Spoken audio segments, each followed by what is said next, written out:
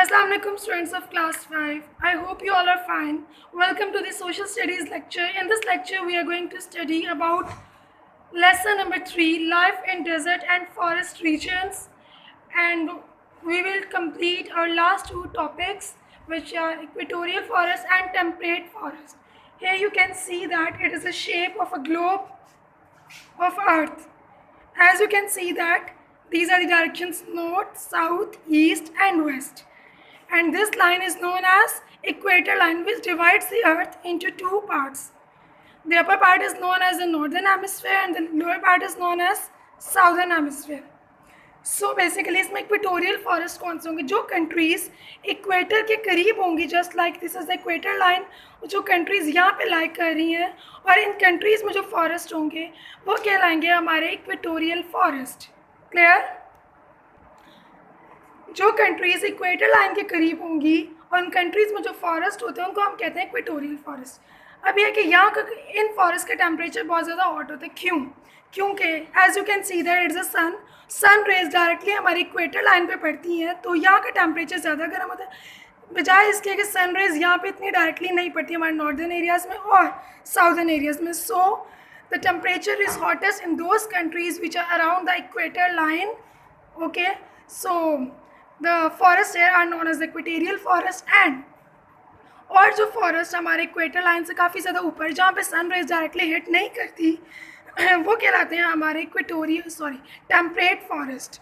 वहाँ का टेम्परेचर कम होता है इक्वेटोरियल फॉरेस्ट से, क्योंकि वहाँ पे सन रेज हमारी डायरेक्टली हिट नहीं करती, इसलिए वहाँ का टेम्परेचर कोल्ड होता है as compare to the equatorial forest. Okay, here let's summarize the topic in few points. Equatorial forests are also known as tropical rainforest. Equatorial forest को हम tropical rainforest भी कहते हैं. Tropical means these are the hottest and rainforest means यहाँ पे बहुत ज़्यादा बारिशें होती हैं throughout the year. So that's why these forests are known as tropical rainforest, कि यहाँ पे सारा साल बारिशें भी होती हैं, hottest भी है. यहाँ का टेम्परेचर भी बहुत ज़्यादा गर्म होता है, क्योंकि सनरेज डायरेक्टली हिट करते हैं यहाँ पे, इसलिए यहाँ का टेम्परेचर हॉट होता है. और अब आप सोच रहे होंगे कि ट्रॉपिकल मतलब हॉटेस्ट भी है और रेन फॉरेस्ट भी है. क्यों?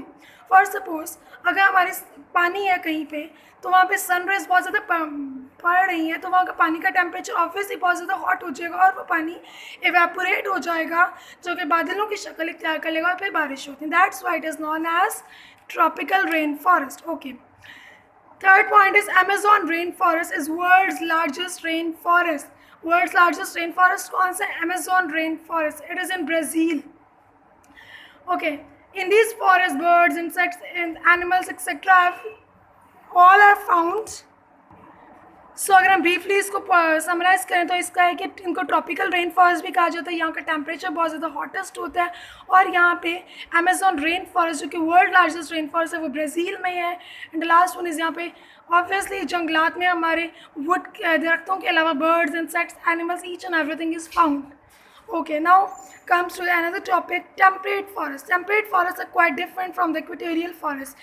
ये equatorial forest है. क्यों डिफरेंट है? क्योंकि एक तो देखें इनका मेन रीज़न है कि टेम्परेचर इशू है. यहाँ पे ये कंट्रीज़ इक्वेटर लाइन से बहुत ज़्यादा दूर होती हैं, इसलिए इन पर यहाँ जो फॉरेस्ट होते हैं उनका टेम्परेचर बहुत ज़्यादा ठंडा होता है, कोल्ड टेम्परेचर होता है, इसलिए इनको हम टेम्परेट फॉरेस्ट कहते हैं. Okay, trees are not so tall and vegetation is not very rich. यहाँ पे जो ट्रीज़ होते हैं वो ज़्यादा टॉल नहीं होते. क्यों? क्योंकि यहाँ का टेम्परेचर बहुत ज़्यादा कोल्ड होता है, और यहाँ पे ऑब्वियसली रेनफॉल उस तरह से नहीं होती, सन रेज भी उस तरह से नहीं पड़ती ज़मीन पे. और किसी भी चीज़ को, चाहे वो ट्रीज़ हो, हमारे प्लांट्स हो, उनको ग्रो करने के लिए सनलाइट और वाटर दो अहम चीज़ें इनकी ज़रूरत होती है. इनके बगैर कुछ भी, चाहे हमारी क्रॉप्स हों, ट्रीज़ हों, वो ग्रो नहीं कर सकते.